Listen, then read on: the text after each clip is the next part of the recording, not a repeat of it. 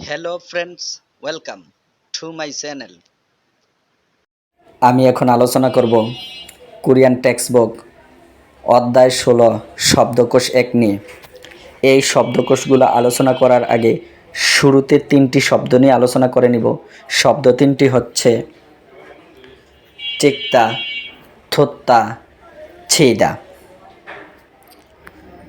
চিকতা শব্দের অর্থ হচ্ছে তোলা। আমরা যখন আনপরিচিত কোনো একটা মেয়ের ছবি হঠাৎ করে তুলতে যাই, সাথে সাথে সে চিৎকার দিয়ে উঠবে। তাহলে ঘটনাটা কী হইল? ঘটনাটা হইল তুলতে যাওয়াতে সে চিৎকার দিয়েছে। এখানে তোলা মানে চিৎকার দেওয়া। তো বাংলা শব্দের অর্থ হচ্ছে তোলা, কোরিয়ান এর অর্থ হবে চিৎকার দেওয়া। না, এখানে চিৎকার দেওয়াকে আমরা একটু পরিবর্তন করে যদি বলি, চিৎকারকে যদি চিকতা বলি, চিৎকারকে যদি আমরা চিকতা বলি, তাহলে কোরিয়ান শব্দটা হয়ে যাবে। শব্দটা কি? শব্দটা হচ্ছে চিকতা, বাংলা এর অর্থ হচ্ছে তোলা। এখন আমরা শিখব এই শব্দটা। শব্দটা কি? শব্দটা হচ্ছে সোনা। আগের দিনে এক রাজা অন্য রাজার কাছে দূতের মাধ্যমে খবর পাঠাতো। আর দূত যখন রাজার কাছে খবর নিয়ে আসতো, তখন রাজা দূতের খবরটা মনোযোগ সহকারে শুনত। তাহলে এখানে কি হচ্ছে? দূতের খবরটা রাজা শুনত। রাজা কি করতো? শুনতো। এখানে শোনাটা হচ্ছে বাংলা শব্দ, আর কোরিয়ান শব্দ হচ্ছে দূত। দূতকে যদি আমরা একটু পরিবর্তন করে দূতটা বলি, তাহলে কোরিয়ান শব্দটা হয়ে গেল।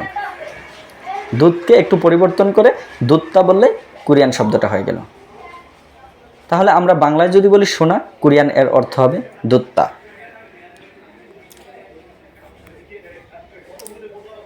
ছিদা শব্দের অর্থ হচ্ছে বাজানো। আমাদের ফ্যামিলিটি একটি ইসলামিক ফ্যামিলি হওয়া সত্ত্বেও বাসায় এসে দেখি দাদা গিটার বাজাচ্ছে। তখন আমি বললাম, ছি দাদা, তুমি এটা কি বাজাচ্ছ? এখানে বাজানো হচ্ছে বাংলা শব্দ, আর ছি দাদা থেকে কোরিয়ান শব্দটা আনবো। কীভাবে? ছি এর ছি, দাদার দা, এই দুইটার যদি একসাথে যোগ করি শব্দটা হয় ছিদা, অর্থ বাজানো। এখন শব্দকোষগুলো নিয়ে আলোচনা করব। শুরুতে আলোচনা করব এই শব্দটি নিয়ে। শব্দটি হচ্ছে বই পড়া। দেখছ, লোকটি বই পড়তেছে। শুরুতে বলেছি দেখছ, শেষে বলেছি বই পড়তেছে। তো এখানে বই পড়া হচ্ছে বাংলা শব্দ, আর দেখছ থেকে আমরা কোরিয়ান শব্দটা আনব। কিভাবে? এই যে দেখছকে যদি আমরা একটু পরিবর্তন করে দোকস বলি আর সাথে হাদা যোগ করি, তখন শব্দটি হবে দোকস হাদা, অর্থ বই পড়া। এখন আমরা শিখব এই শব্দটি। শব্দটি হচ্ছে মাছ ধরা।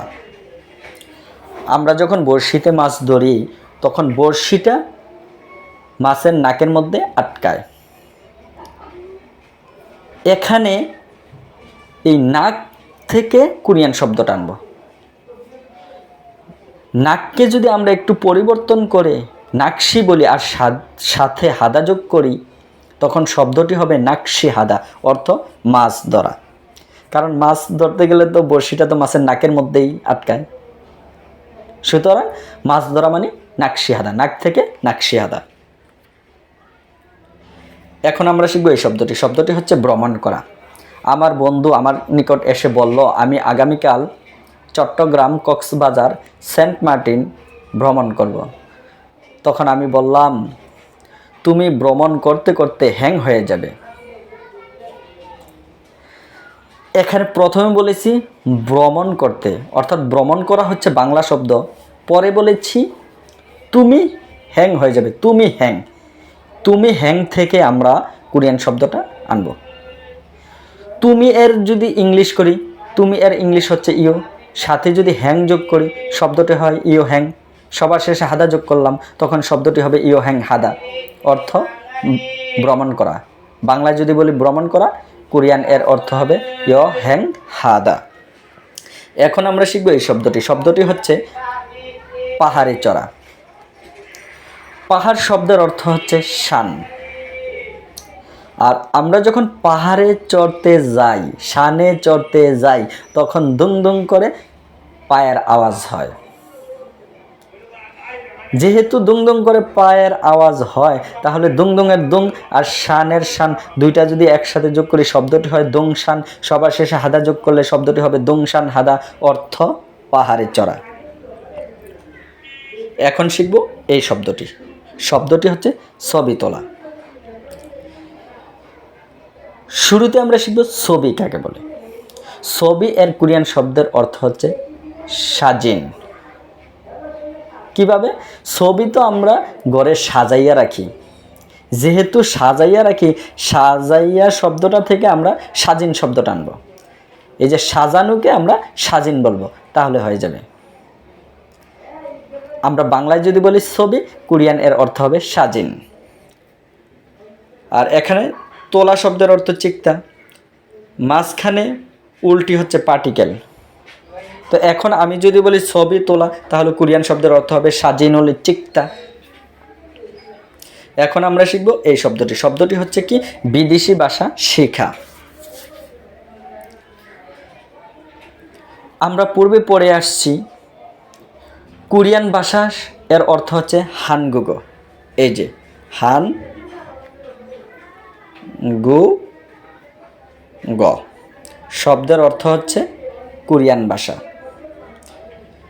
তো এখানে আমরা যদি বিদেশি ভাষা বলি, তখন হানগুগর হান শব্দটি যদি পরিবর্তন করে হান এর জায়গায় যদি আমরা উই শব্দটি যোগ করি, তখন হয়ে যাবে বিদেশি ভাষা।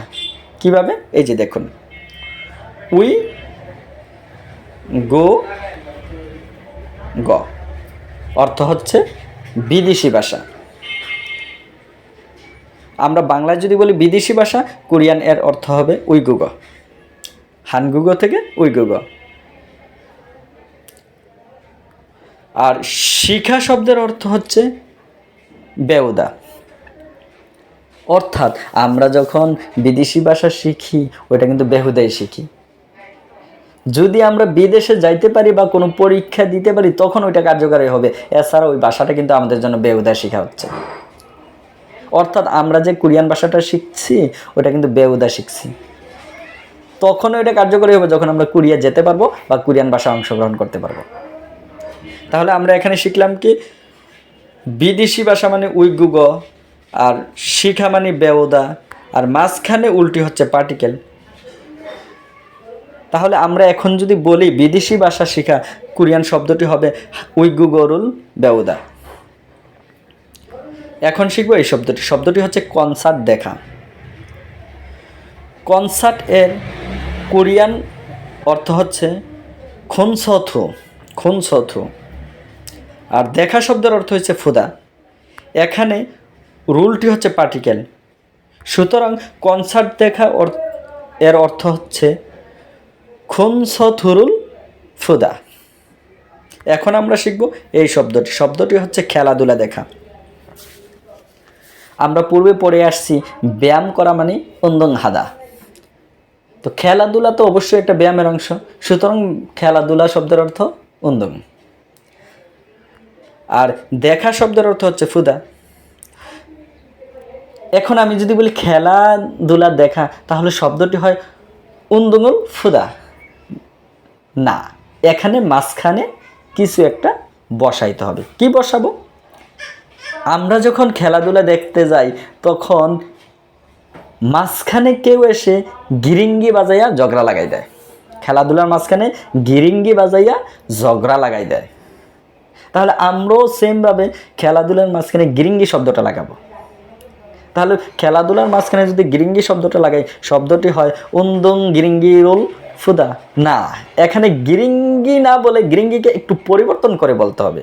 গিরিঙ্গিকে যদি আমরা পরিবর্তন করে গিয়ঙ্গি বলি, তাহলে শব্দটি পরিপূর্ণ হয়ে যাবে। তখন শব্দটি হবে কি উন্দুং গিয়ঙ্গিরুল ফুদা, অর্থ খেলাধুলা দেখা।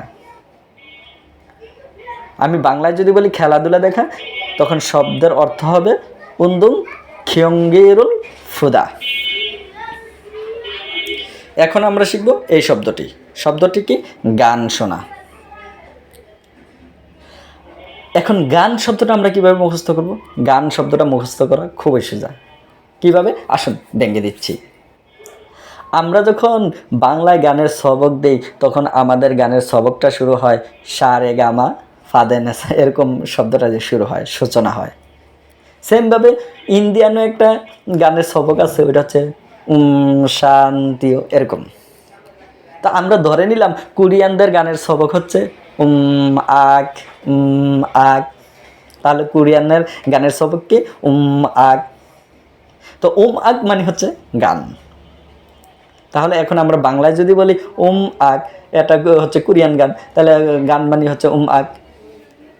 আর শোনা মানে হচ্ছে থুত্তা, মাঝখানে উল্টি হচ্ছে পার্টিকেল। সুতরাং আমরা যদি বলি গান শোনা, তখন এর অর্থ হবে ওমাগুল থুত্থা, অর্থ গান শোনা। এখন আমরা পড়ব এই শব্দটি হচ্ছে গিটার বাজানো।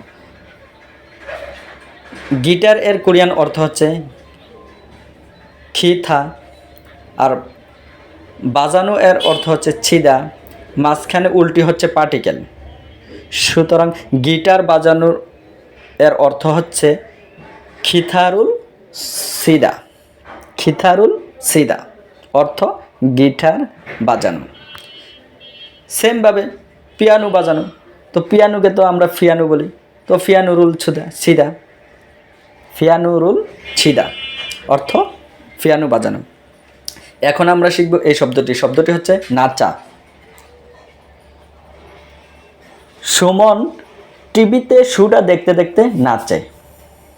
এখানে নাচা হচ্ছে বাংলা শব্দ, আর সুমন ও সুডা এই দুইটা যদি একসাথে যোগ করি শব্দটি হয় সুমন সুদা। এখানে সুমনকে একটু পরিবর্তন করে পড়তে হবে। সুমনকে যদি আমরা সুমুল বলি, সাথে সুদা যোগ করি, তখন শব্দটা হয় সুমুল সুদা, অর্থ নাচা। দর্শক, এভাবে ছন্দে ছন্দে কোরিয়ান শব্দ শিখতে আমার সাথেই থাকুন। সবাইকে ধন্যবাদ। আসসালামু আলাইকুম।